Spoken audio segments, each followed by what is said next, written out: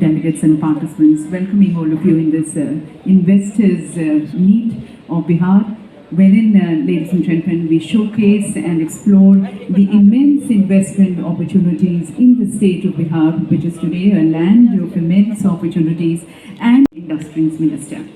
So in this meet are there for you, and towards that the various investor-friendly policies, the investment industrial policy of 2016, which was later amended in 2020, and then the conducive and enabling environment which is being extended by the state government, especially the single window approach, the ease of doing business, and the other of Bihar, Shri Tarkishore Prasad to please grace today's Secretary of Industries, Bihar.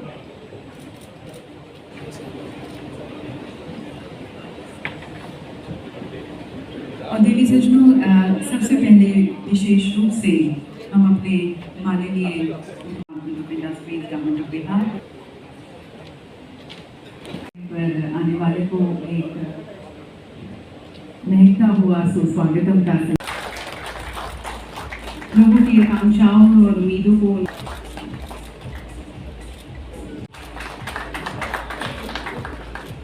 Government of Bihar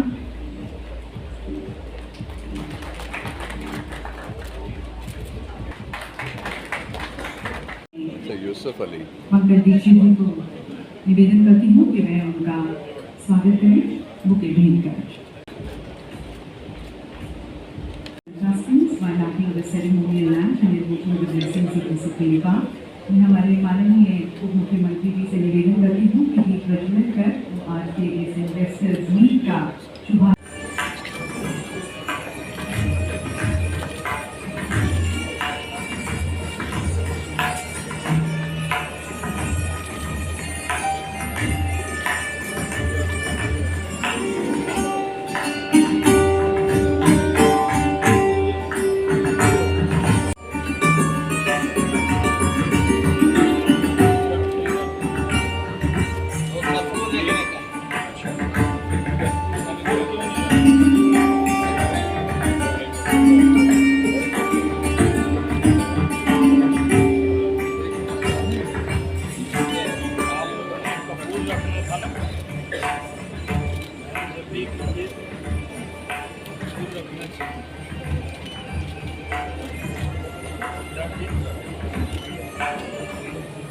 May I just request people who are standing closer to the gate to kindly take your seats. There are still seats unoccupied on, as you move in, on your right hand side. जो लोग exit और entry gate पर खड़े थे, उन्हें निवेदन है कि आपके राइट साइड पर काफी सारी सीट्स अभी unoccupied हैं, आप वहाँ पर अपना स्थान लेंगे।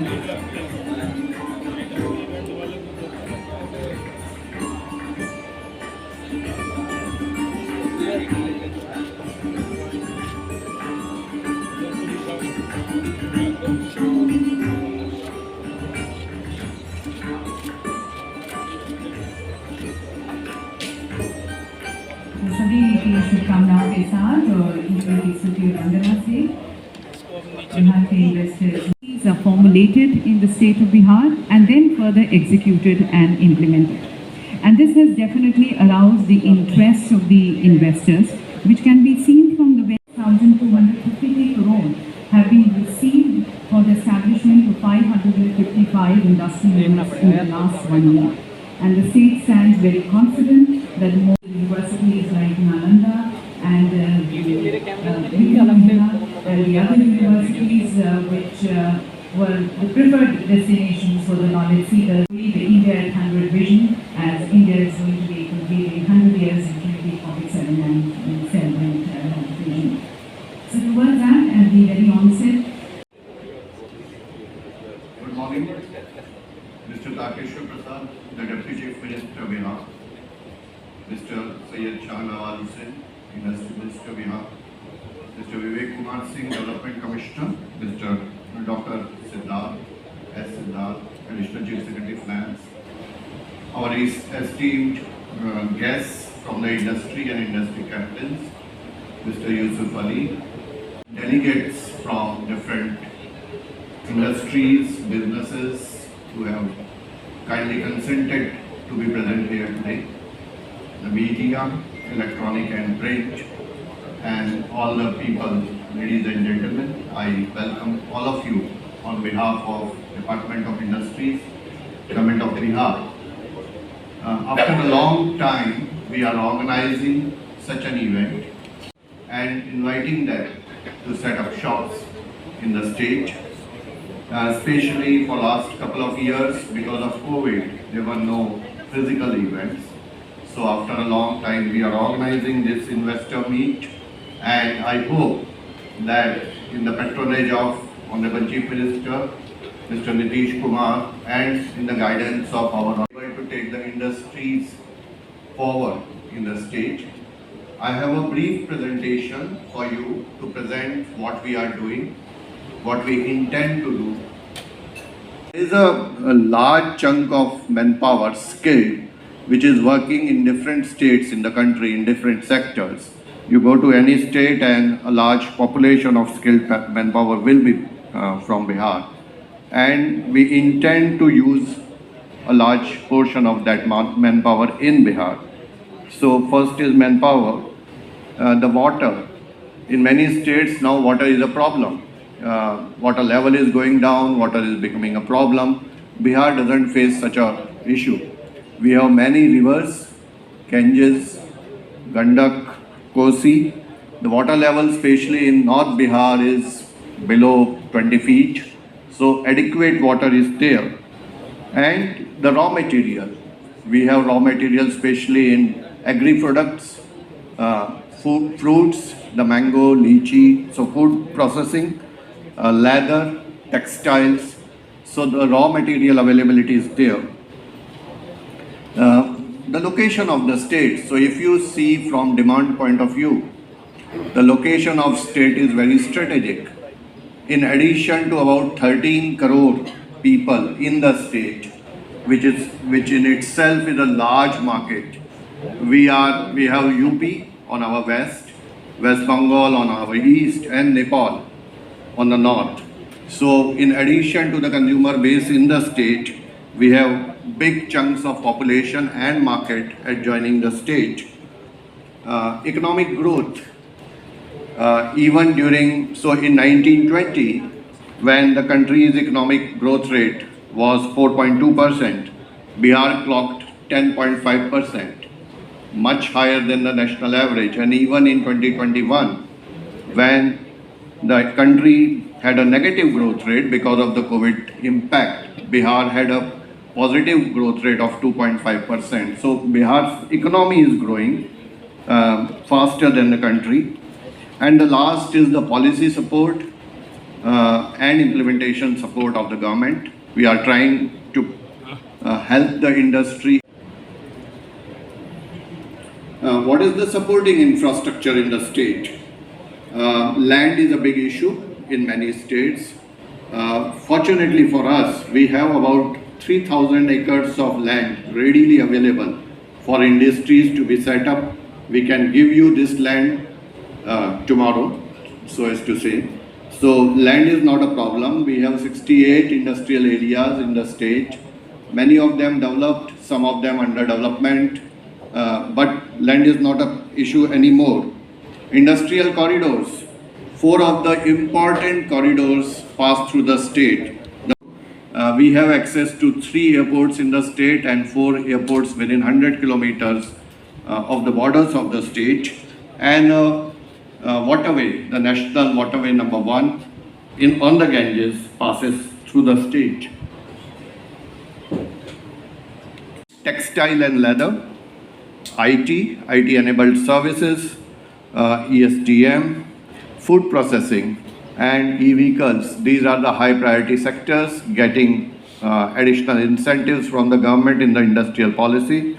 And then pharma, manufacturing, wood-based industry, tourism, renewable energy, plastic and rubber, and technical education are the priority sectors.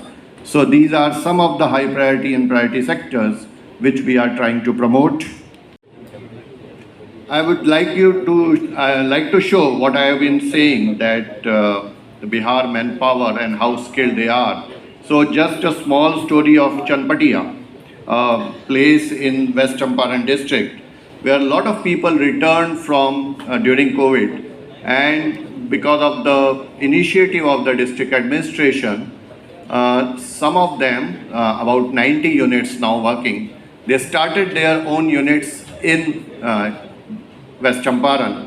This plug and play facility is doing very well, and we hope to replicate it in other places.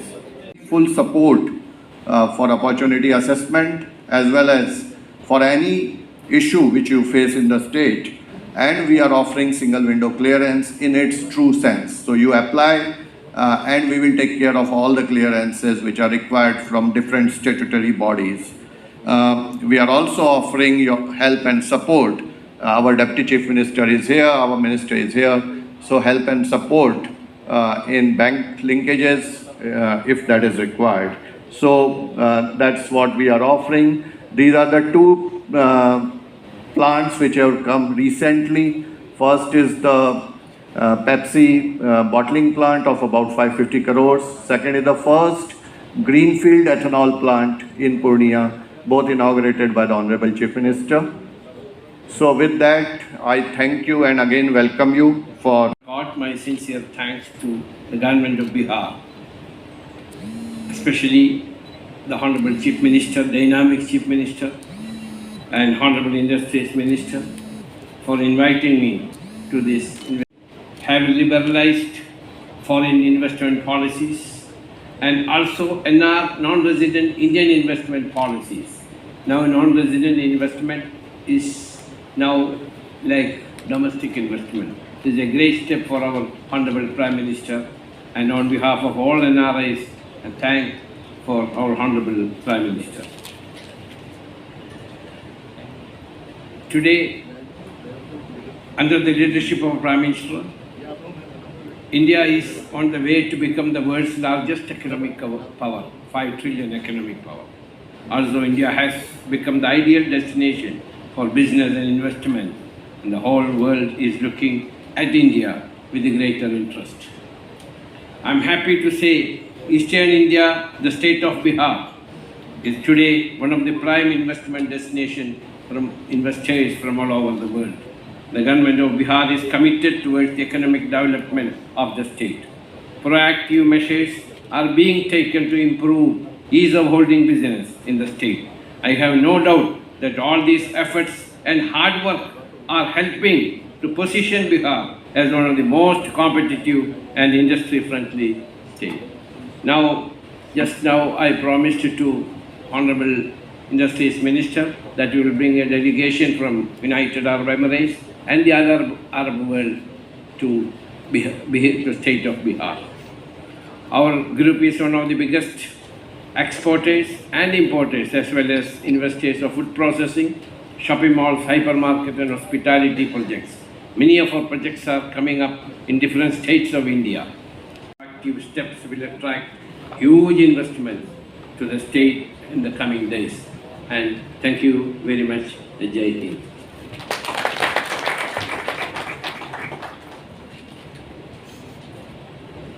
Thank you very much, sir. Thank you for your testimony. Thank you for sharing the policies and the conducive enabling environment in the state of Bihar. May I now request Shri S. Siddharth, Additional Chief Secretary Finance, Government of Bihar, for his address. माननीय उद्योग मंत्री जी, विवेक कुमार सिंह जी, विकास आयुक्त, संजीव पौंडरिक, उद्योग के प्रधान सचिव, आज इस सभा में उपस्थित मंचासीन Shri Sanjeev Puri ji, managing director, chairman and managing director ITC, और श्री प्रणव अदानी जी, डायरेक्टर अदानी ग्रुप, और इस इन्वेस्टर मीट में हमारे आज इस सभा में उपस्थित सभी उद्योग के प्रतिनिधि और पत्रकार बंधु। मेरा उद्योग से काफ़ी लंबा लगाव रहा है और करीब 3 साल का मेरा टेन्योर रहा, जिसमें अनेक इन्वेस्टर्स मीट हुए। मुझे मौका मिला विभिन्न औद्योगिक क्षेत्र का भ्रमण करने के लिए, और सभी को मैं कन्विंस करता रहा कि बिहार में उद्योग लगाइए, और बिहार के पोटेंशियल के बारे में जानकारी के बारे में हम लोगों ने जानकारी ली। ज़रूर बोलूँगा कि राज्य में ईस्ट वेस्ट कॉरिडोर चलता है और फ्रेट कॉरिडोर चलता है।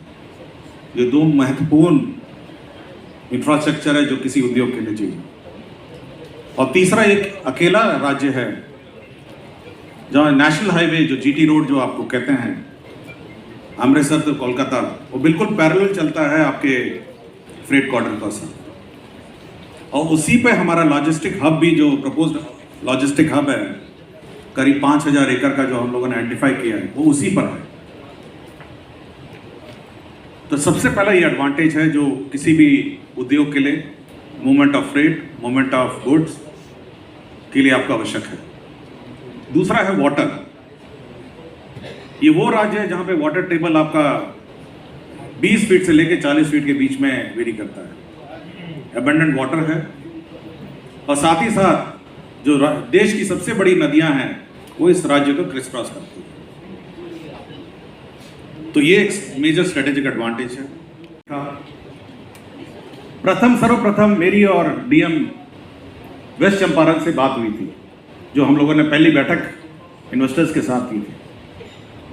तो हम लोग सबसे पहले उनसे ही पूछा कि आपको क्या चाहिए यहाँ उद्योग बनाने के। उन्होंने कहा शेड, तो हम लोगों ने चलिए एसएफसी शेड। उन्होंने कहा कि हमको पैसा चाहिए, तो हम लोगों ने इमीडिएटली, राज्य सरकार ने कहा कितना पैसा चाहिए आपको, इमीडिएटली वी प्रोवाइडेड मनी। एक डिस्ट्रिक्ट इनोवेशन फंड क्रिएट किया रातों रात। मैं ही उद्योग सचिव था, मैं ही प्रिंसिपल सेक्रेटरी इंडस्ट्री था। हम लोगों ने रातों रात इन्वेस्टर एक स्कीम बनाई और पैसा भी ट्रांसफर कर दिया। फिर बोला कि हमको बड़ी बड़ी मशीनें खरीदनी हैं, बैंकर्स को बुलाए, बोला कि आप इनको फंड करिए। आप देखिए सारे लेबरर्स जितने थे वापस आए। And we have one of the best policies. आप किसी पॉलिसी, किसी राज्य की पॉलिसी कंपेयर कर लीजिए, financially we are the best. And finance का मैं आज के दिन में हेड हूँ। I head the finance department under the leadership of the honourable deputy CM. We are financially one of the best managed states in the country, and we just crossed the 2 lakh crore mark for expenditure, and we are one of the top 5 states in the country. मैं financially आपको बताना चाहता हूँ, ये जरूर आपको किसी ने नहीं बताया होगा कि how well we manage finances. When it commits, Mr. Montric has made that policy. I have looked at my own finances. I know, yes, I can give you this much. I cannot commit beyond my resources. Tomorrow, if I tell you that I'll give you 10,000, you please come. And when you have an outstanding bill of for 50 crores or 100 crores, then you cannot go around and tell me, you are giving me 10,000, Bihar is giving 10,000, then why should I go to other states? You tell me how much outstanding you have. I know how much of outstanding Jharkhand owes to various investors. So let us not compare two states. So we have committed within our own resources.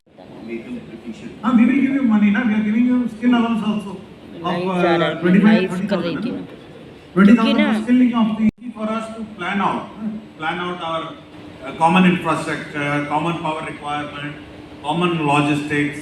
That will actually reduce your overall investment cost also. So if people can get together, you try to convince your other partners. It is not that people who have come here we are trying to convince. We are also trying to convince other partners of yours. When you go back, your neighboring, if you are from a petroleum complex, try to convince others. If you are from a pharma industry, you try to convince the other members of the industry fraternity. If you are from textile, so if you convince everybody and get 25-30 people together, you ask for whatever you want to. You ask for, you build our STP, you build our power substation, you build this, you build that, he will give you. मुझे 40,000 रुपए आ रहा But then it becomes easier. But if you come as an individual, it becomes very difficult for us to invest in common infrastructure. देखने में 40,000 मेरा महीना का आ रहा था। और मेरा My name is Varun 10 million and I subscribers. represent Wazir Advisors. We are a management consulting firm with special focus on textile. Madhya Pradesh, Gujarat, even NCR also. So there's a lot of investment momentum which has built up in recent months. So just want to understand what is the timeline that you have in mind. Thank you. So I hope to notify this policy in this month, by end of this month positively. That is the answer to your second question. I think it was clarified that this policy will be open for 1 year for application and 5 years for incentives. So that is the proposal which has been put up for approval. It just needs a cabinet approval. We hope to get it very soon. About his experience of investing in Bihar and his further growth plans which he has, investment plans. Shri Tarkishore ji, Honorable Deputy Chief Minister, Government of Bihar. Shri Shahnawaz Hussain ji, Honorable Industry Minister, Government of Bihar. Shri Vivek Kumar Singh, Development Commissioner, Government of Bihar. Siddharth ji, Additional Chief Secretary, Finance Department, Government of Bihar. Mr. Sanjeev Puri, Chairman and MD ITC, distinguished guests and my dear friends. Thank you for inviting me to the landmark event organized by the Department of Industries that tells the world that Bihar is now fully ready for business, that Bihar welcomes investors and investments in all possible sectors, and that Bihar represents a fantastic opportunity for entrepreneurs to do business.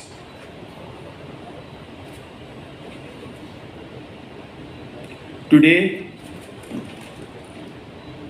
Bihar, the melting pot of ancient India, from which much of our learnings, our thinking, and our progress emerged. I must acknowledge the excellent work being done by the Honorable Chief Minister Nitish Kumar ji for creating an atmosphere of development and progress, and for possessing the ambition to bring world-class infrastructure and industrial investment to Bihar. It is also remarkable how barely in 1 year, Shri Shahnawaz Hussain ji, Bihar's Minister for Industry, is accelerating the pace of his determination to turn Bihar, as he puts it, the country's most favored destination for industrialists, investment destination.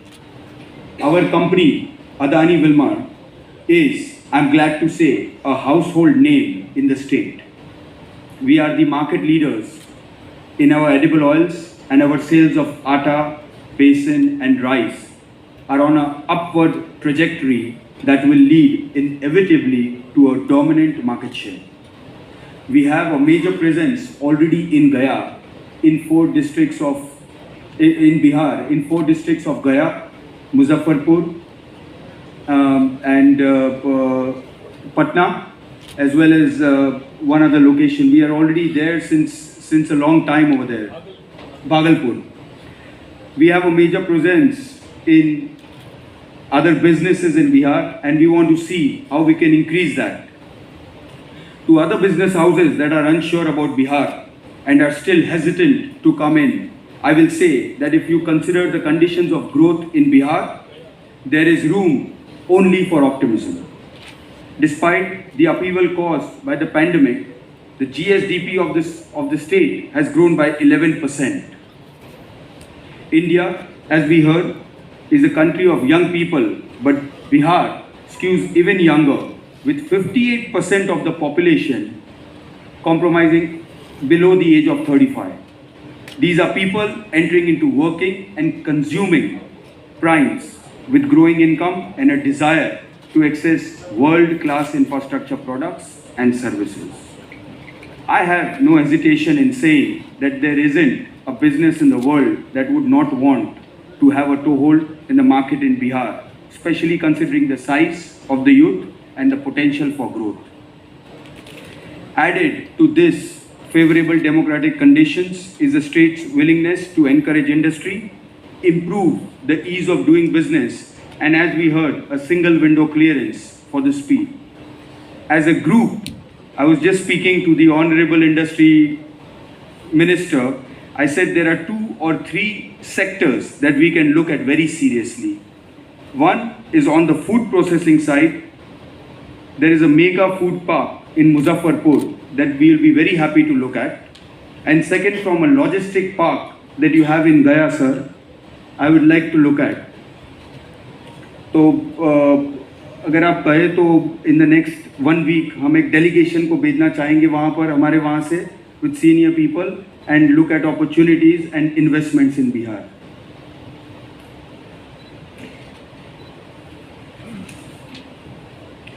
As I mentioned earlier, our nation now stands on the cusp of rapid, unparalleled economic progress. The World Bank has praised India's remarkable progress in lifting hundreds and millions of people out of poverty since the beginning of the new millennium. Now, with strong, decisive government intervention, we can, over the next couple of decades, eliminate poverty altogether. Bihar will have a very central role to play in this progress. These are exciting times for all of us who have gathered here to discuss how best to contribute to the Bihar's economic development and by extension to the country's development. Let's make the most of these opportunities. Thank you. Udyog Mantri Bihar, the leading captains of Indian industry, Mr. Sanjeev Puri ji, Mr. Yusuf Ali ji who's just left, Mr. Pranav Adani ji, my colleagues on the dais, Siddharth and Sandeep, and the very eager galaxy of investors out here, friends from media, ladies and gentlemen. As the chairperson of the State Investment Promotion Board, I am very enthused by your responses and your eager attention to the entire proceedings. Bihar, of course, has a lot of potential, and we are privy to the problems which we have. So let us not hide them. What you have heard so far is why you should invest in Bihar. I will tell you why, as an individual, given the background of information that you have, why you may not like to invest in Bihar. Land is one of them. I was the Additional Chief Secretary looking after land, and land is an issue. Though we have ample land in the industrial areas, many of you would like to go beyond it. And the general apprehension and the myth about the land in Bihar is the records are not there, the land is in a mess, how do I procure land? So I think that I'll use this forum to update you as to what has happened in Bihar over the past few years. First, the legacy. India had 3 systems of land governance during the British time. One was the Rayatwari system, where the government actually managed lands. That was in South India, in West India. Then you had the Mahalwari system, which was virtually the same, but instead of the government doing it, you had the village headmen taking care of the land. In later the British government, for the citizens at large, what happened? The entire land record till 1947, when India became independent, was with the zamindars. So the first thing you did as a welfare state, you said we are about, and this legacy we carried. In spite of the fact that we had a regional survey during the 70s, this background, the fundamental myth is that the population density. But if the records are clear, and if you have dispelled the myth and the apprehension that land records are not proper in Bihar, therefore I would not like to go there and get into a mess. It is no more a case. So this particular thing I wanted to highlight, and given your background, I am sure that all of you are very logical businessmen. It is the gain of doing business which should compel you. We have people from Jhunjhunu going to Nagaland doing well there. So it is while ease is a matter of comfort, gain is a matter of business enterprise. So I will not take much of your time. All of you are most welcome. We have ample opportunities, and as the chairperson of SIPB, we are dealing with each and individual cases of any issue which is pending with any authority. Be it the forest, be it the land, be it the fire, we are handling each issue individually now. So we are most welcome to the state, and the Industries Department under the leadership of Mr. Shahnawaz, Hussain and Sandeep Pondrik, they are all out to help you, and Mr. Pankaj Dixit, the Director Industries also. So for Bihar, you are most valued, while for the general saying is Atiti Devo Bhava. For Bihar, I can say Niveshak is Mahadevo Bhava. Thank you so much. The Chairman and Managing Director of ITC Group for his views and his experiences of investing in Bihar. Honorable Deputy Chief Minister of Bihar, Shri Tarkishore Prasad ji, Honorable Industry Minister, Shri Shahnawaz Hussain ji, Shri Vivek Kumar Singh ji, Shri Siddharth ji, my colleague from the industry, Pranav, distinguished guests, ladies and gentlemen, good morning. It's indeed a pleasure to be here today and a privilege to be invited. I'd like to thank the government of Bihar for inviting me here to share our perspectives and experience of being in Bihar for over 100 years. I say that I've been extremely energized today hearing what the officials from the government of Bihar have just communicated. Bihar, I know, has been making appreciable progress on the economic and industrialization front in the recent past. But every time there is an interaction, I get to learn the additional progress, I get to learn of the new things that have happened in the state. This is extremely encouraging as an investor. Honorable Deputy Chief Minister, your presence here today is a testimony to the importance that you accord to the industrialization and economic development of the state. We are witnessing in Bihar changes in the urban landscape with your focus on housing and civic infrastructure, thereby leading to a much improved quality of life for citizens there. Under the dynamic leadership of Honorable Industry Minister, we are witnessing a number of proactive interventions to make Bihar preferred investment destinations. And I'm saying this based on my own interactions. In my interactions, I've experienced his extreme commitment and dedication to transform the industrial landscape in Bihar, and that indeed is a source of inspiration to me personally. We've heard recently about the single window system that is being set up, the facilitation for investors. All these will go a long way in reinforcing Bihar as a preferred investment destination. Amongst our first manufacturing facilities in the ITC group, and one of our larger facilities, is ITC Munger. Although it is over 100-year-old facility, it's state-of-the-art. We have continued to invest and upgrade the facility, encouraged by all the progressive policies in the state. It's today an icon of environmental stewardship. And when ITC, although this facility started with our traditional business, when we diversified into printing and packaging, very soon our unit in Munger also diversified into printing and packaging, and today it's got a larger footprint amongst the group. Our journey of investment and very productive experience has continued, and in recent past we've made a number of additional investments.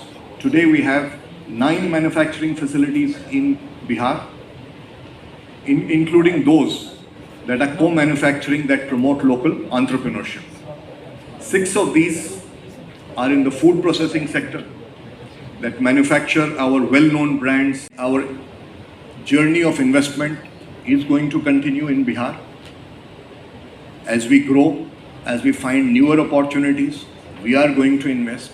And at the moment, we are conceptualizing additional investment in the food processing sector, which we will know over time, and hopefully it will be a significant one, given the potential that Bihar has and given the competitive advantage we get from the rich agri resource base in Bihar. For ITC, business is not merely about growth. It is nourishing the environment and contributing to inclusive growth are integral to our business models.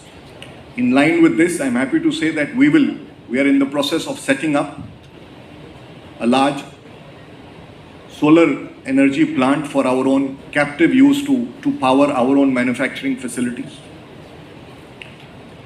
Farmers and the agri value chains are our biggest stakeholders, and we work across multiple agri value chains: wheat, rice, potato, dairy, and fruits.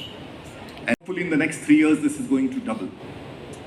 But what gives me immense pleasure in sharing with you is our initiative on climate smart agriculture to create an inclusive and sustainable value chain.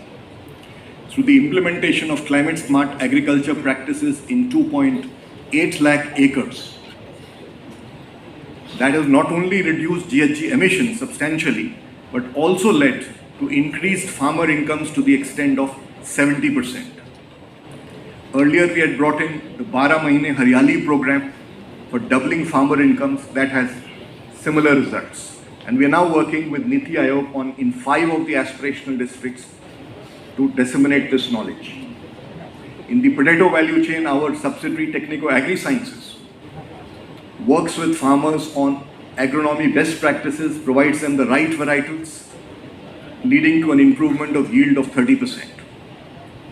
So, similarly, we work across many agri value chains, and this is integral to the manner in which we work, that we must create value for our most important stakeholder and also helping deal with the challenges of climate crisis.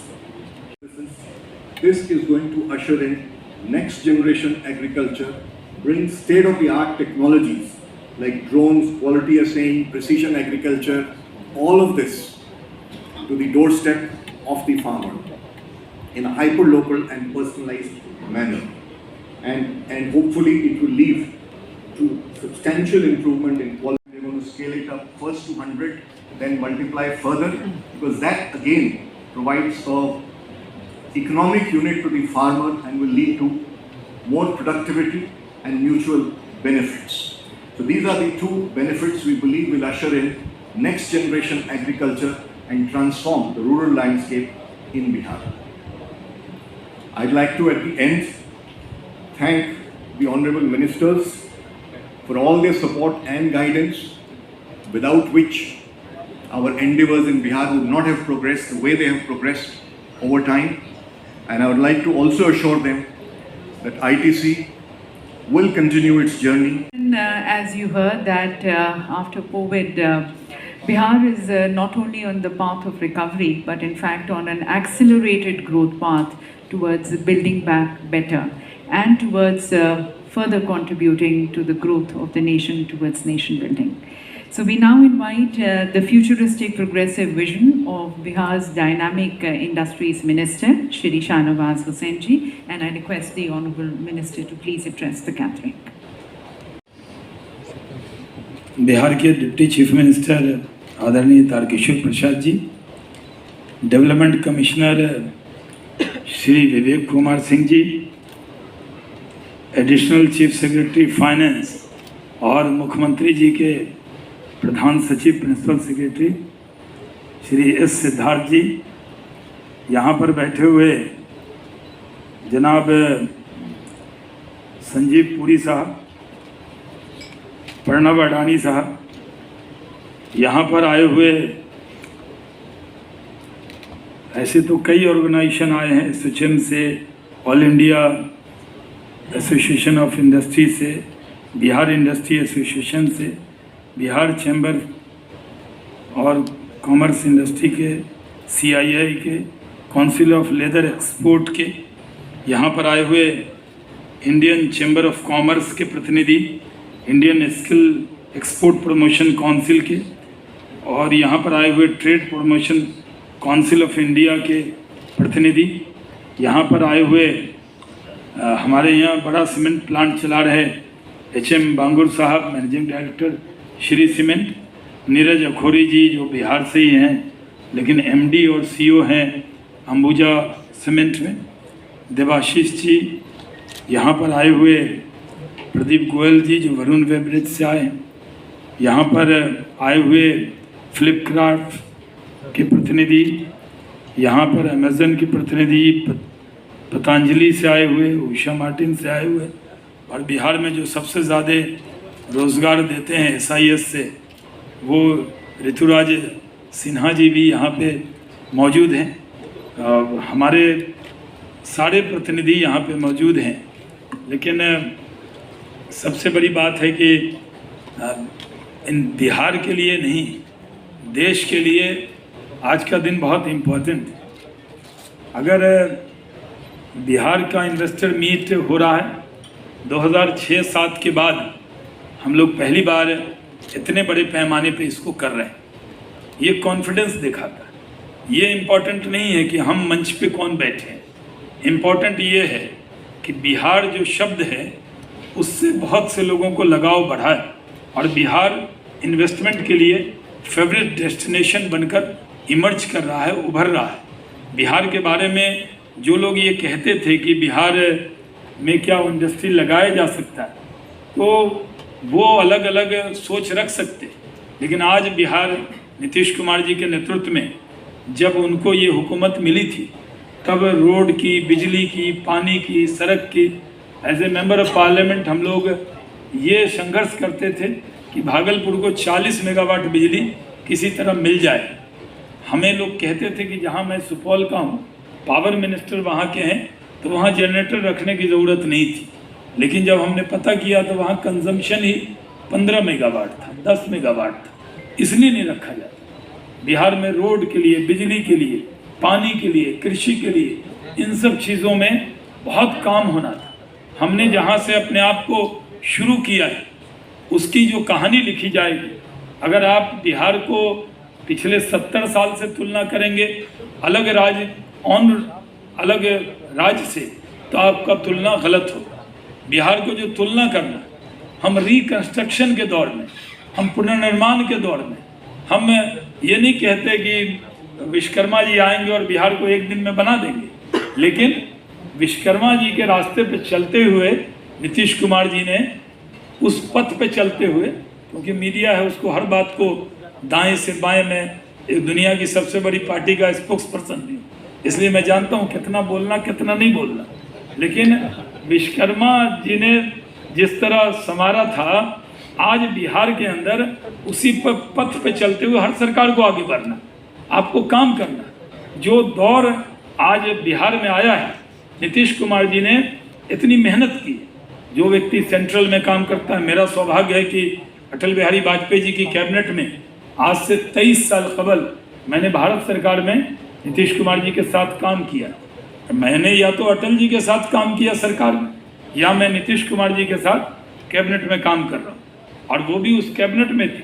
तो हमने देखा कि उनका जो experience है, जो अनुभव है, वो जहाँ से शुरू किया उन्होंने, यानी माइनस से कोई व्यक्ति विरासत में छोड़कर कुछ जाए, उससे नींव से आगे बढ़ाना एक अलग बात, लेकिन जहाँ गड्ढे को भरना है फिर उस पर नींव डालनी है, उसके अंदर भी जब नींव भी ऐसी जो पाइलिंग वाली नींव चाहिए, यानी आप समझते होंगे कि पाइलिंग जो होती है तो जलजले में भी वो हिले नहीं, इस तरह का काम शुरू किया। और आज इसलिए हम कह रहे हैं कि हमारे नेता नरेंद्र मोदी जी, जिन्होंने गुजरात में जाकर शुरू किया था, किस दौर में गए थे, जब भूकंप के दौर में गए, जब सूरत को सबसे गंदा शहर कहा जाता था, आज सूरत सबसे बेहतरीन शहर है।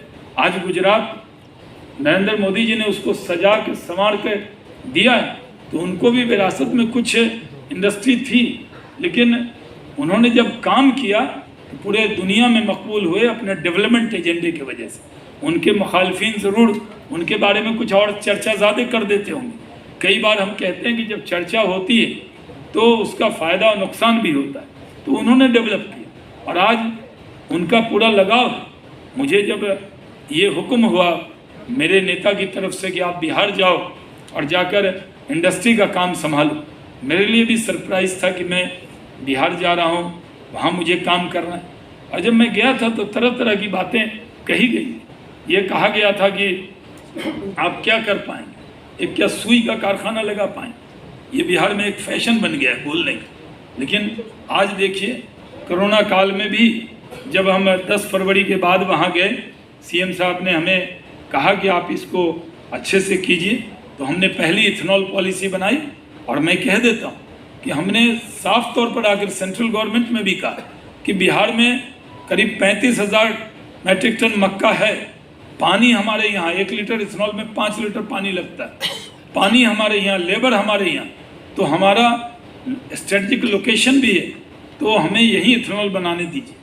तो हमें जब बिड किया तो 30,000 करोड़ रुपए का बिड करीब करीब इसी में आया और उसमें करीब 17 इथेनॉल प्लांट के लिए अभी अप्रूवल हुआ है।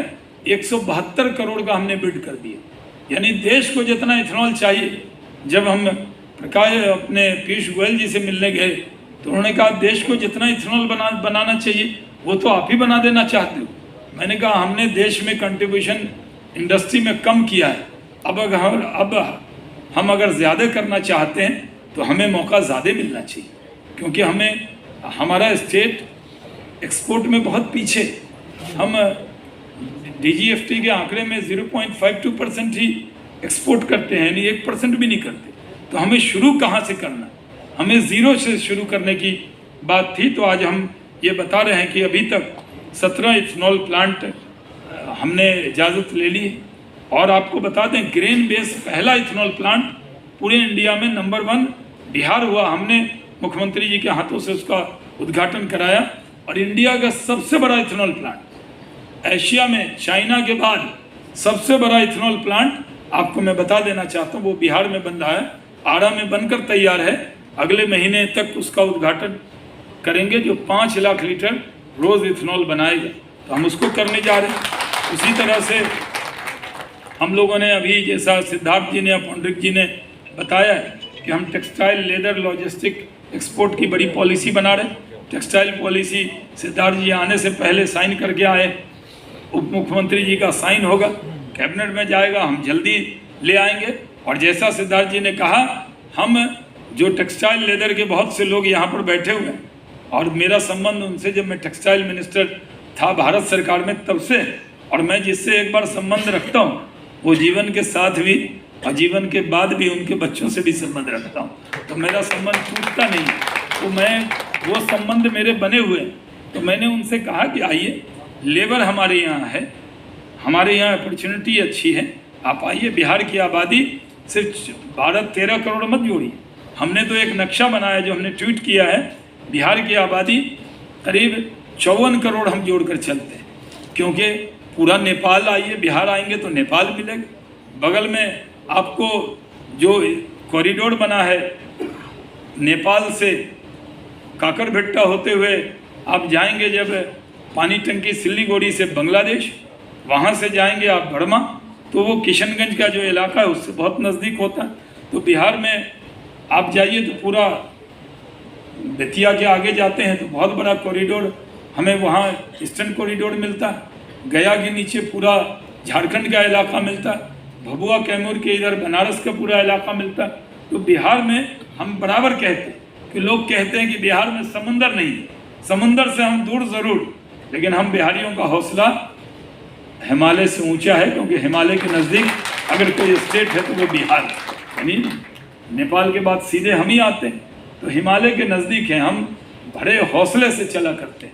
इसलिए हम आपसे कह रहे हैं कि यहाँ पे जो लोग आए वो सिर्फ ये जो मीटिंग है, क्योंकि आज का दिन बड़ा है, UAE का भी डेलीगेशन आया हुआ है, सारे minister, commerce minister, finance minister, और सब लोग यूएई डेलीगेशन में, यूसुफ अली साहब आए, उनको भी यूएई डेलीगेशन के साथ मीटिंग में जाना था।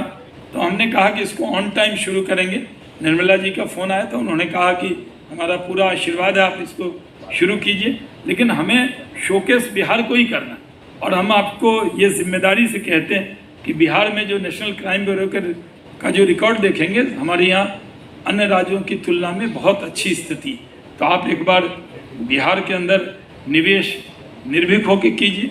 और हम लोगों ने जैसा आपको पहले बताया, बिहार छोटी छोटी चीज़ करता है। मैं अभी आलोक जी से कह रहा था, विवेक जी से कह रहा था कि जब भी हम कहीं जाएंगे तो लोग कहता है थोड़ा लिट्टी चोखा खिलाइए, थोड़ा दही चूड़ा खिलाइए। हमने डिप्टी सीएम ने कहा कि हम तो 56 भोग खिलाने वाले लोग, हमारे बारे में परसेप्शन बन गया कि हम बिहार जाएंगे तो क्या बनाएंगे। उन्हें ये नहीं पता कि बिहार के लोग आज हर क्षेत्र में आगे हैं और बिहार के लोग बड़ी कंपनी में बहुत से इम्पोर्टेंट पोजीशन पे भी हैं। तो हम उनसे कह रहे हैं कि बिहार छोटी छोटी चीज़ नहीं करता, बिहार अब मेगा मेगा कर रहा है। हम मेगा फूड पार्क 2 मिलना था, एक सेंट्रल गवर्नमेंट ने हमें दे दिया, एक बीकानेर को दिया। मेगा फूड पार्क में जिसने अडानी ग्रुप ने अभी आपको कहा कि वो उसके अंदर इन्वेस्टमेंट करेंगे, जो मुजफ्फरपुर के मोतीपुर के अंदर। उसके बाद मेगा लॉजिस्टिक पार्क गया के पास हमने उसको लैंड एक्वायर कर लिया, वो बन रहा है। उसके बाद मेगा टेक्सटाइल पार्क जो कुशीनगर एयरपोर्ट से बगल में आधे घंटे पर हम लोगों ने उसको ज़मीन तलाश ली। लोग कहते थे बिहार में ज़मीन नहीं मिल सकती, 1719 एकड़ ज़मीन मिल गई। और बिहार के अंदर मेगा टेक्सटाइल पार्क के लिए 8 राज्य ने बिड किया और टॉप 8 में बिहार भी है जिसने बिड कर दिया। हमने कहा कि हम मेगा टेक्सटाइल पार्क वहाँ पे बनाने जा रहे हैं।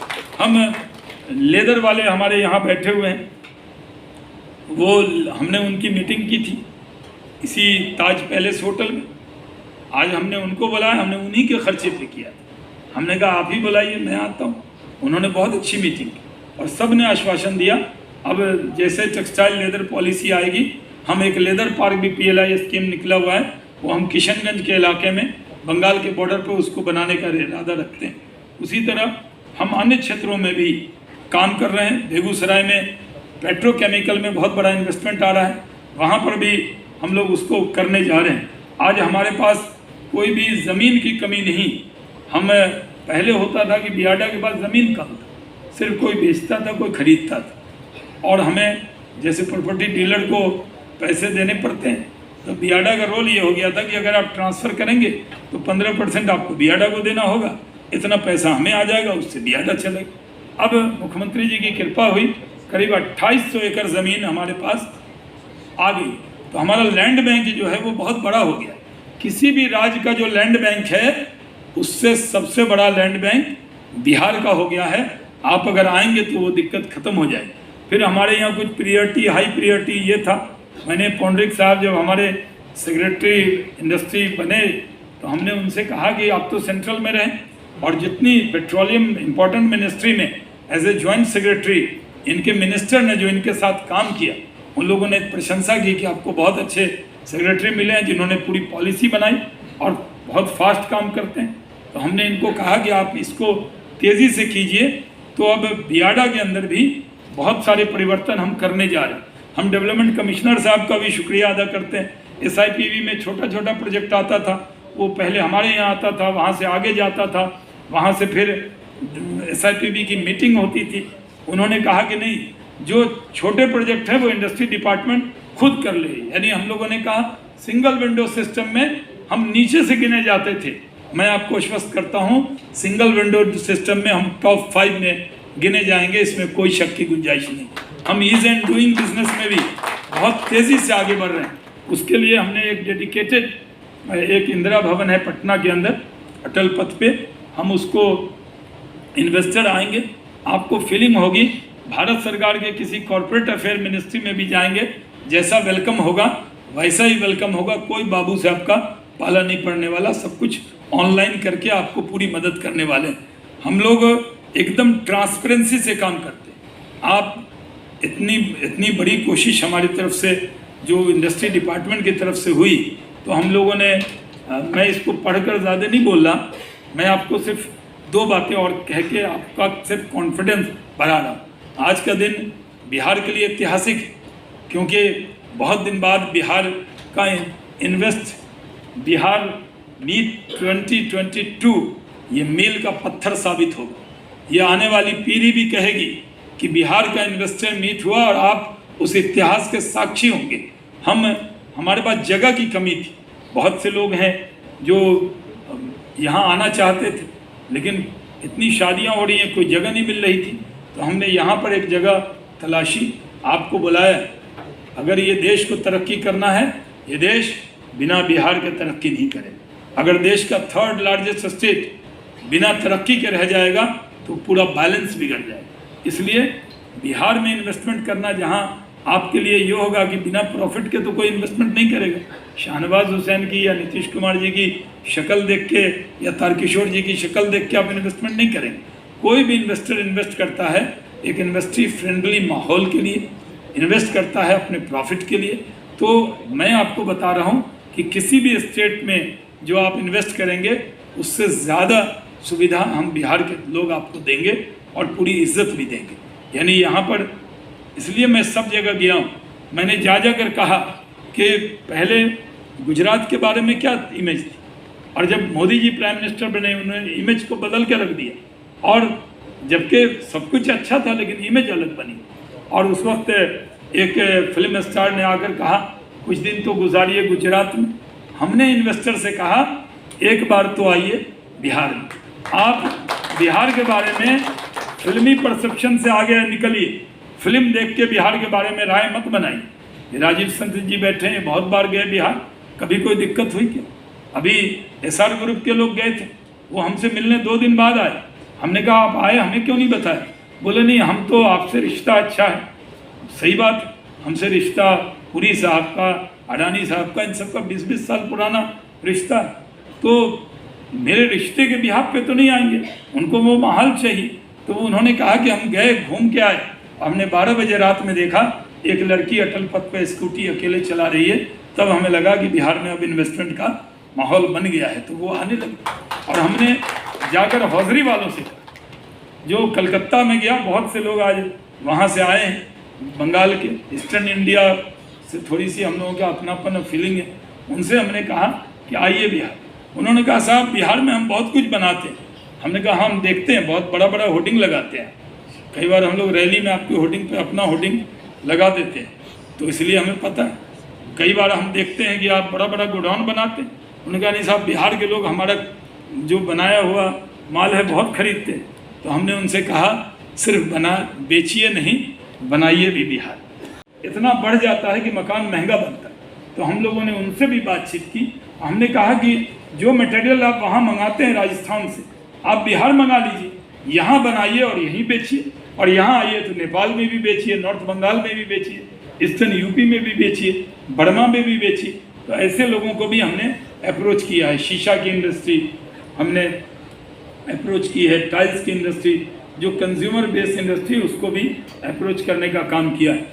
मुझे आपसे यही कहना है कि एकदम अच्छे माहौल के साथ हम आपको वहाँ बुला रहे हैं।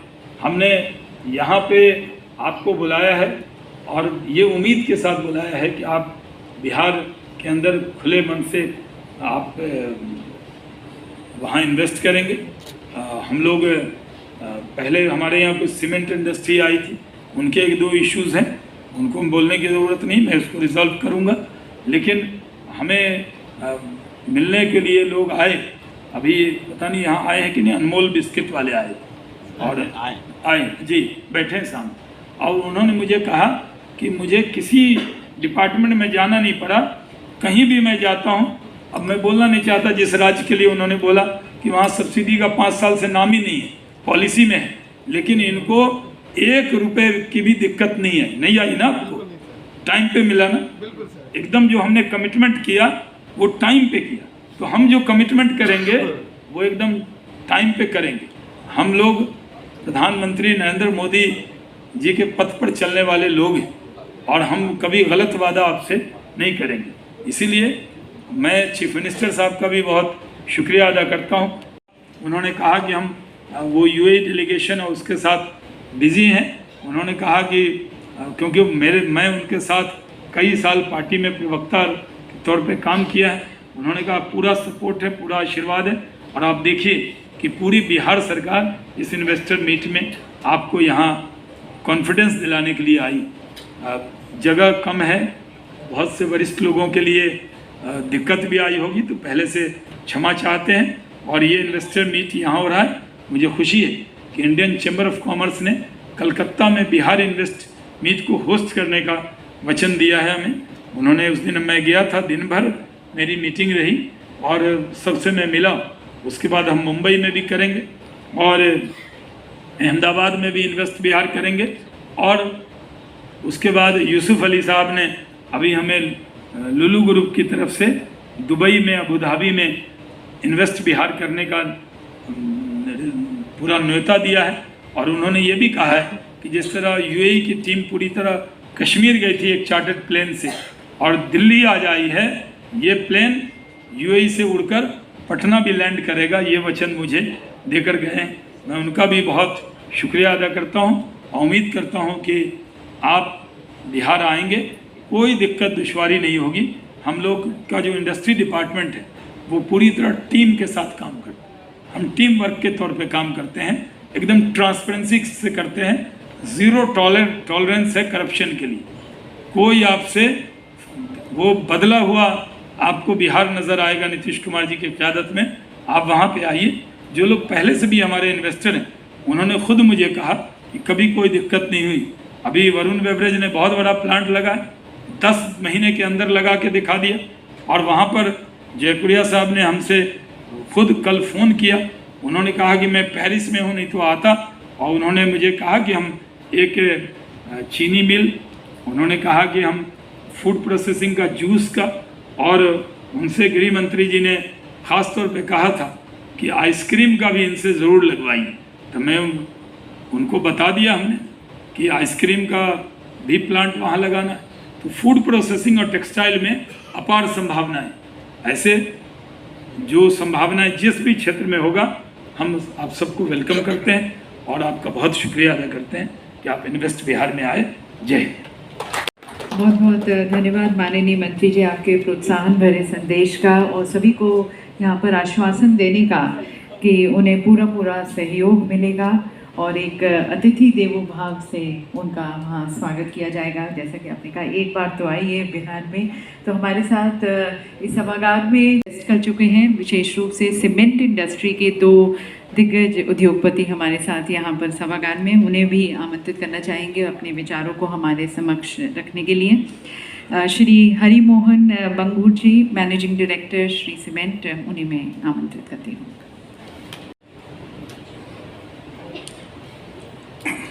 आदरणीय deputy CM Bihar, industry minister Bihar, आदरणीय पूरा मंच, fellow industrialist, ladies and gentleman, Bihar के बारे में जो धारणाएं थी वो बहुत साल से चल रही थी। हमने 2011 में, जब बिहार में कोई इंडस्ट्री नहीं थी, और जैसा कि अभी सबने बताया कि बिहार 2011 के बाद, 13 के बाद, 17 के बाद इम्प्रूव होता चला गया। तो हम लोगों ने 2011 में देखा कि बिहार का जो पॉपुलेशन है और जिस तरह का यहाँ पे कंडीशन है, तो यहाँ पे ग्रोथ तो होगी। तो हमने बहुत रिस्क लेके एक सीमेंट फैक्ट्री, उसके पहले कोई भी वहाँ नहीं था, और बहुत बड़ा इन्वेस्टमेंट उस समय के हिसाब में करीब 350 करोड़ रुपया का इन्वेस्टमेंट बिहार में किया।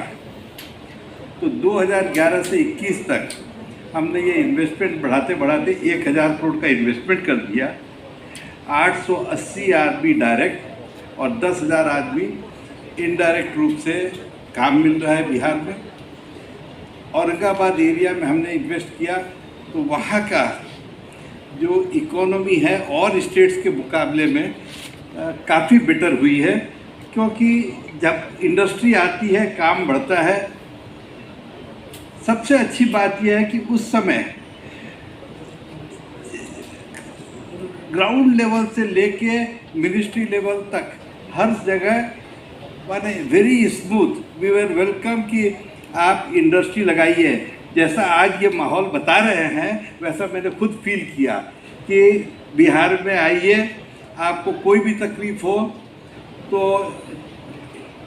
जो बिजनेस रिस्क है वो तो आपकी है, बाकी सारी। पर बैठे हुए आदरणीय बिहार के उप मुख्यमंत्री, बिहार के इंडस्ट्री मिनिस्टर, मंच पर बैठे हुए बाकी सब बिहार के अधिकारीगण और हमारे साथीगण, मेरे लिए व्यक्तिगत तौर पर आज ये बड़ा गर्व का दिन है, बहुत भावना का दिन है। 3 दशक के अपने कार्यकाल में आज पहली बार अपनी जन्मभूमि को, अपनी मातृभूमि को, अपनी परिचय भूमि को एक नए संदर्भ में मिलने का मौका मिला है। आज बार बार लोगों ने कहा बिहार के लेबर के बारे में, स्किल लेबर के बारे में, उसका एक रूप सर मैं भी हूँ। आज से 30 साल पहले बिहार छोड़े थे और आज भारत के 2 सीमेंट्स जगत के सबसे बड़े कंपनी अंबुजा सीमेंट और एसीसी सीमेंट को आज हेड करते हैं। अंबुजा सीमेंट की तरफ से हम लोग प्रतिबंध है कि बिहार के बाहर जिले में 1200 करोड़ से की लागत से एक सीमेंट इकाई की स्थापना की जाएगी। इसका काम हम लोगों ने ऑलरेडी शुरू किया है। अंबुजा और एसीसी में लगभग हमारे पास 10,000 एम्प्लॉयज़ हैं, लगभग 25,000 इनडायरेक्ट एम्प्लॉयज़ हैं। 30,000 करोड़ के एक सालाना टर्नओवर के साथ लगभग 1 लाख करोड़ के मार्केट कैप के साथ ये कंपनी बिहार में आ रही है। एक छोटी सी कहानी बताना चाहूँगा। आज से 100 साल पहले 1904 की बात है। बम्बई से एक इंजीनियर, एक पारसी इंजीनियर बम्बई से कलकत्ता गए, कलकत्ता से जमशेदपुर गए और जमशेदपुर से एक ऐसे इलाके में जो गए जो शायद आज भी काफ़ी रिमोट बोला जाता है। उस जिले का नाम था चाईबासा और चाईबासा में छिंदवानी में बिहार का नहीं, भारत का नहीं, एशिया का सबसे पहला सीमेंट प्लांट लगा था। और उसके बाद हमारे वरीय हमारे बांगुर साहब, उन्होंने बिहार में एक प्लांट लगाया और इन्होंने जो रास्ता दिखाया है, मेरा अपना मानना है कि बहुत सारे यूनिट, बहुत सारे इंडस्ट्रीज और बहुत सारे सीमेंट यूनिट्स भी बिहार में काम करना चाहेंगे। हमारा प्रोजेक्ट सिर्फ सीमेंट का प्रोजेक्ट नहीं है। जब भी कोई इंडस्ट्री किसी प्रदेश में आती है तो साथ में समाज के विकास के लिए काफ़ी प्रोजेक्ट्स किए जाते हैं। अंबुजा की तरफ से, एसीसी की तरफ से हमारे कार्यक्रम पूरे समुदाय को, पूरे सोसाइटी को, उनके बेहतरी के लिए, उनके आय स्तर को बढ़ाने के लिए काफ़ी काम करती है। चाहे वो पानी के नाम पर हो, चाहे वो उनके बेरोजगारी के बारे में हो। अभी तक हम लोग ने लगभग 1 लाख युवा को प्रशिक्षित किया है और मेरा मानना है कि बिहार में भी जब हम लोग आएंगे तो बहुत सारे युवाओं को हमारे साथ काम करने का मौका मिलेगा, हमारे साथ जुड़ने का मौका मिलेगा। फिर से एक बार एक बिहारवासी होने के नाते अपने राज्य में अपने योगदान देने का मुझे मौका मिल रहा है। मेरे लिए बड़े गर्व की बात है और आप सभी को मेरी तरफ से, अंबुजा की तरफ से, एसीसी की तरफ से बहुत बहुत धन्यवाद। बिहार इन्वेस्टर्स मीट के इस इनॉग्रल सेशन में उपस्थित बिहार सरकार के सम्मानीय उद्योग मंत्री और जिन्होंने बिहार ही नहीं पूरे देश में बिहार की एक फिजा बनाई है, ऐसे श्री सैयद शाहनवाज हुसैन जी, हमारे विकास आयुक्त श्री विवेक कुमार सिंह जी, अपर मुख्य सचिव डॉक्टर एस सिद्धार्थ जी, प्रधान सचिव उद्योग श्री संदीप पौंड्रिक जी, निदेशक उद्योग श्री पंकज दीक्षित जी, एमडी आईटीसी श्री संजीव पुरी जी, निदेशक अडानी ग्रुप श्री प्रणव अडानी जी और आज के इस अवसर पर उपस्थित सभी हमारे सम्मानीय उद्योगपति, मीडिया के मित्रों, दिवाली यूं ही नहीं मन गई, दिया को रात भर जलना पड़ा है। 2005 और उसके बाद के बिहार को आपने कहीं न कहीं उसके स्पंदन को, बदलते बिहार के स्पंदन को आपने महसूस किया होगा और उस स्पंदन का यह परिणाम है कि आज हम सब यहाँ इकट्ठे हैं। कहीं न कहीं बिहार के बदलते स्वरूप पर आपने भरोसा किया है और इस भरोसा को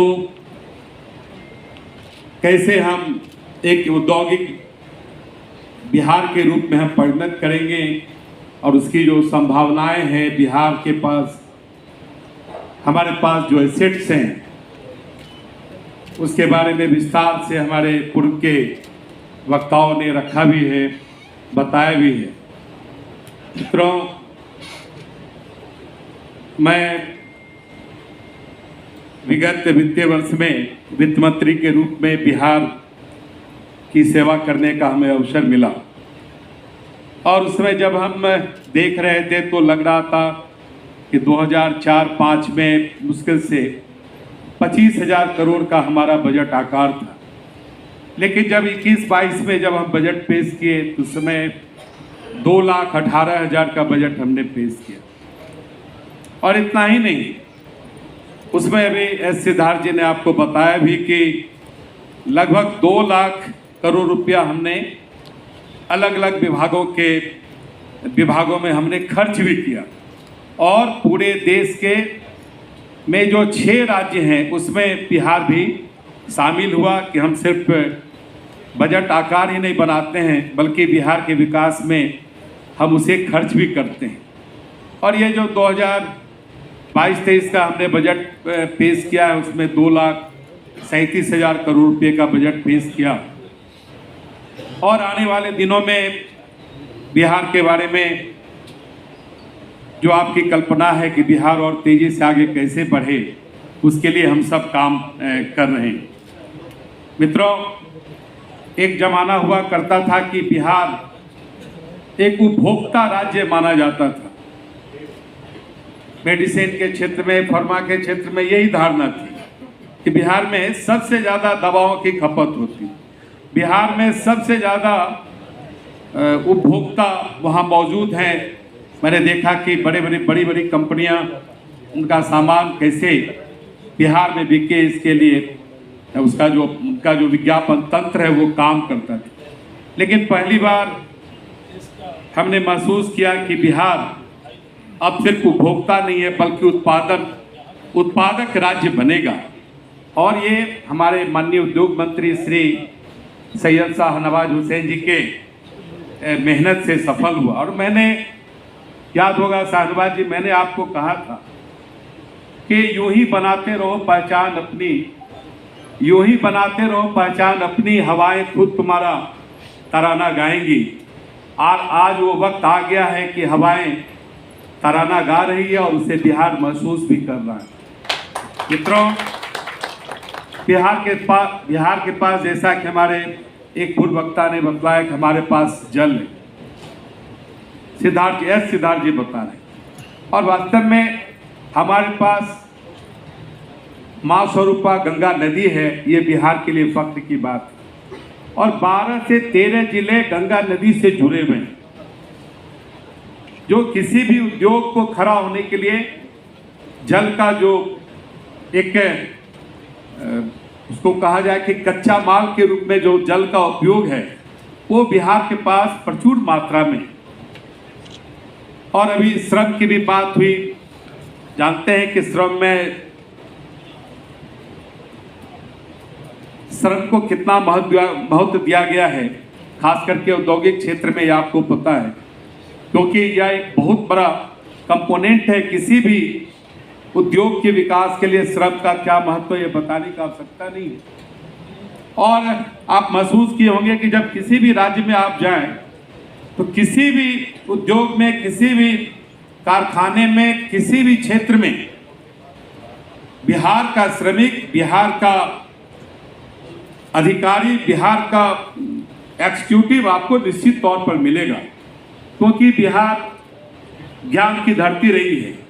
आप देखे होंगे कि बिहार का नौजवान लगभग सभी राज्यों में बड़े बड़े प्रशासनिक अधिकारी के रूप में आज उस राज्य की सेवा कर रहा है तो ये बिहार कहीं कहीं ज्ञान की धरती रही है, महावीर की जन्मभूमि रही है, बुद्ध की कर्मभूमि रही है, जगत जननी माता सीता की वो धरती रही है, डॉक्टर राजेंद्र प्रसाद की धरती रही है, आर्यभट्ट की धरती रही है, जहाँ चाणक्य चंद्रगुप्त पैदा किया करते थे, ऐसी धरती रही है। तो जहाँ ज्ञान और श्रम, जिस राज्य का इतना बड़ा एसेट हो, उस राज्य के को विकास से कोई नहीं रोक सकता है, सिर्फ आपका सहयोग चाहिए। और आज का ये जो इन्वेस्टर्स मीट है, वास्तव में एक बिहार के लिए टर्निंग पॉइंट है। आपने जिस प्रकार से इस मीट को गंभीरता से लिया है, मुझे लगता है कि आने वाले दिनों में हम आपको आमंत्रित करते हैं कि आज हमारी वाणी को आपने सुना है, आप कल अपने बिहार, हमारे बिहार को आप देखें। जब आप बिहार आएंगे, हमारे दो उद्योगपति मंच पर बैठे हैं जिनका मुंगेर से भी रिश्ता है, और हमारा जो असेंबली कॉन्स्टिट्यूंसी है कटिहार, वहाँ से भी रिश्ता है।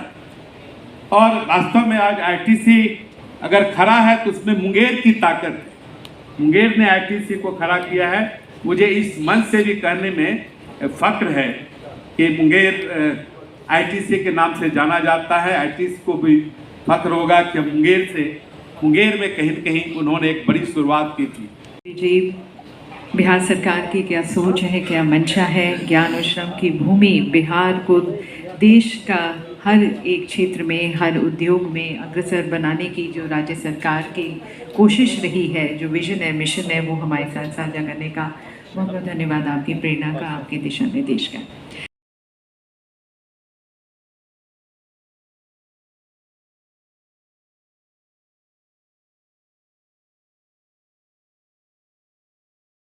नहीं अच्छा लगा, आप आइए ना। 10 से रात 10 बजे तक वाले में पहले बच्चे हटे तो ना आप बैठे रहते हैं। जब भी जरूरत हो हम जी नहीं अरे बीच में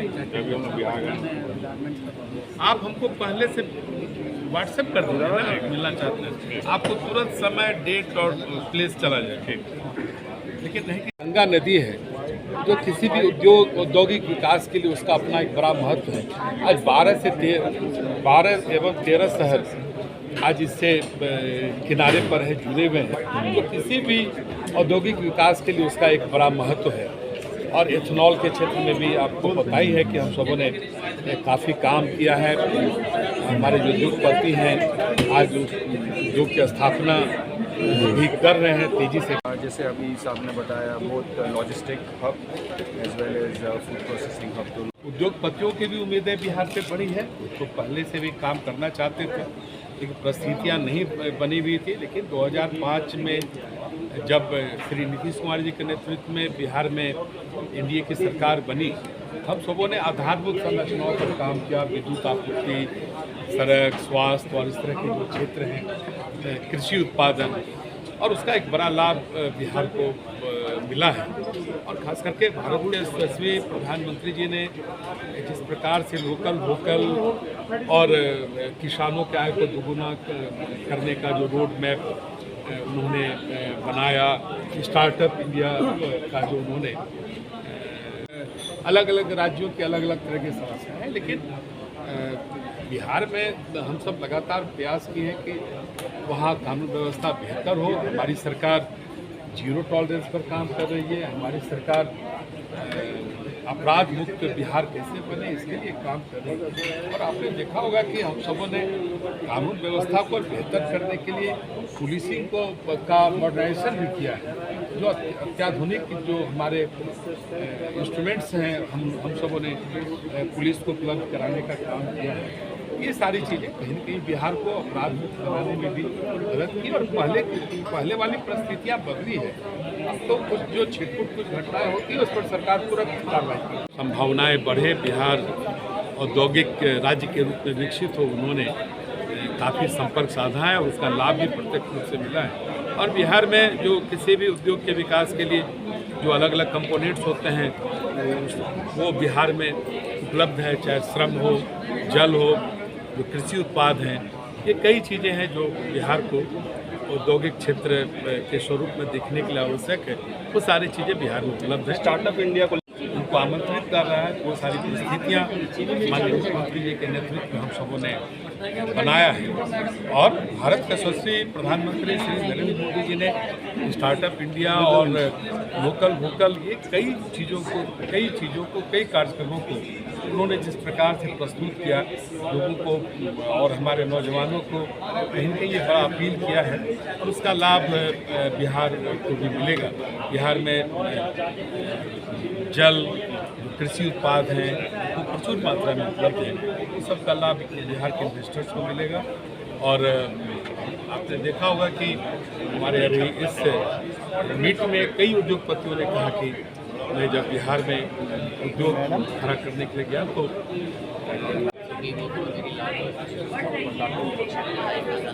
जिस तरीके से बिहार को डेवलप करने आपके साथ मैं ऐसे नहीं करता, पढ़ाई नहीं था एक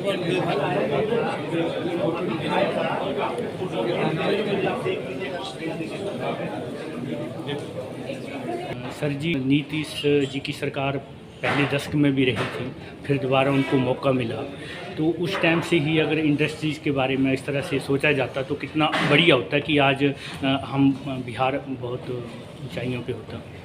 देखिए, इंडस्ट्री के लिए पहले कुछ फाउंडेशनल सुविधाओं को देखना पड़ता है। पहले लॉ एंड ऑर्डर को ठीक करना है, इंफ्रास्ट्रक्चर को ठीक करना है, लैंड रिकॉर्ड को ठीक करना है, पॉलिसी को ठीक करना है। ऐसे बहुत सारे फाउंडेशन रखने, नींव रखने वाले काम नीतीश कुमार जी की सरकार ने, भाजपा की सरकार ने पिछले 10-1 साल में किया है काम।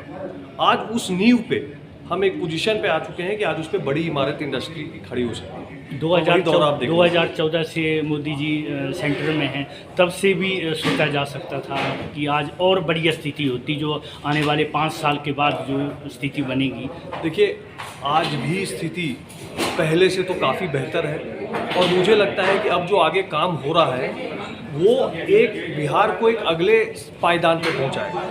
और हम आज के इन्वेस्टर समिट में वो उत्साह देखा है जिससे आदमी का भरोसा बनता है कि बड़ा बदलाव होने जा रहा है। थैंक यू वेरी मच, बहुत बहुत धन्यवाद। आकर ऐलान किया कि हम वहाँ बहुत बड़ा इन्वेस्टमेंट करेंगे। ITC आई, अडानी ग्रुप आए, सारे ग्रुप आए ना, कुछ नाम लोग तो सही नहीं, आपने तो 600 लोगों से इंटरव्यू लिया। बिहार तेज़ी से आगे बढ़ रहा है, बिहार को आगे बढ़ने से दुनिया की कोई ताकत रोक नहीं सकती। 72 करोड़ लीटर का बिड आया था एथेनॉल में, अब बिहार में मिनी नहीं होगा, मेगा हो रहा है। बड़े बड़े लोग आ रहे हैं जो इन्वेस्टर आ, एक बहुत बड़ी बात है। हम बिहार के अंदर जो इस तरह से इंटरेस्ट लोगों ने दिखाया, देश के प्रमुख उद्योगपति जो इस तरह आज आए, उन्होंने मीट में जो जज्बा दिखाया है, मैं उनको सलाम। बिहार के लिए एक बड़ा संदेश है, बहुत बड़ा जज्बा लोगों ने दिखाया।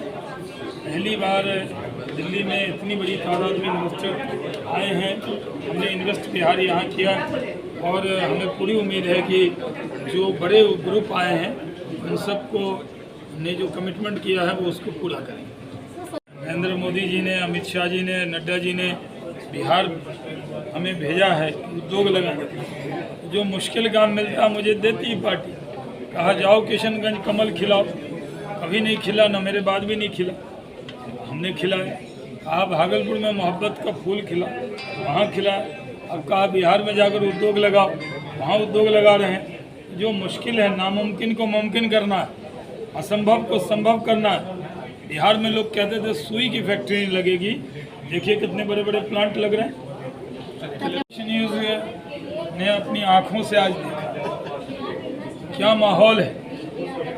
आपने इन्वेस्टर मीट ऐसा देखा जब से आप रिपोर्टिंग कर रहे हैं, बिहार का चैनल, कितनी बड़ी तादाद में इन्वेस्टर आए, बहुत बड़े बड़े लोग आए। दुबई से भी लुलू ग्रुप के यूसुफ अली जो चेयरमैन है, ख़ास तौर पे इस इन्वेस्टर मीट में आए, बड़ा अनाउंसमेंट करके गए। ITC ने किया, अडानी ग्रुप ने किया। ये सब लोग नए हैं, बाकी बहुत पुराने। सीमेंट इंडस्ट्री के लोग आए, टेक्सटाइल के आए, लेदर के आए। बहुत से लोगों को तो हम अटेंड नहीं कर पा रहे। जगह छोटी पड़ गई। लोग कहते थे बिहार में सुई का कारखाना नहीं लगेगा, अब उनको सुई चुभ रही होगी जो लोग ऐसा किए। बड़े बड़े कारखाने लग रहे हैं। जिले में उन्होंने 1000 एकर्स डिमांड थे सेंट्रल गवर्नमेंट के, हम लोगों ने 1700 एकर्स का मेगा टेक्सटाइल पार्क ऑफर किया के लिए इनिशिएटिव्स हम ले रहे हैं, क्योंकि जिस 10 लाख रोजगार की प्रॉमिस हमने अपने चुनाव से पहले घोषणा पत्र में की थी, वह केवल और केवल इंडस्ट्रीज के माध्यम से ही संभव है। और मुझे खुशी है कि हर जिले में रोजगार के हम नए अवसर दे रहे हैं। हमारी पॉलिसी ज़्यादा इंडस्ट्री फ्रेंडली हो रही है। हम लोगों ने हर जिले में जो माननीय प्रधानमंत्री जी का है कि 1 डिस्ट्रिक्ट 1 प्रोडक्ट, उसके तहत भी काम कर रहे हैं। और जो टेक्सटाइल पॉलिसी, जिस तरह से इथेनॉल पॉलिसी में हुआ है, टेक्सटाइल पॉलिसी बहुत ही लेबर इंसेंटिव है और टेक्सटाइल पॉलिसी के आने के बाद रोजगार के बहुत अवसर मिलेंगे। हम लोग जो ईमानदार प्रयास कर रहे हैं पश्चिम चंपारण में मेगा टेक्सटाइल पार्क, अगर मेगा टेक्सटाइल पार्क हमें केंद्र से मंजूरी मिल जाती है तो 1 लाख लोगों को रोजगार केवल एक स्थान पर जा रहे हैं। ये एक नए बिहार, नए सिमत में जा रहा है। नीतीश कुमार जी के नेतृत्व में हर क्षेत्र में तरक्की की है। उद्योग में भी आगे निकलेंगे, ईज एंड डूइंग बिजनेस में आगे निकलेंगे, सिंगल विंडो सिस्टम को हम आगे बढ़ाने वाले हैं, सब काम को करने वाले हैं।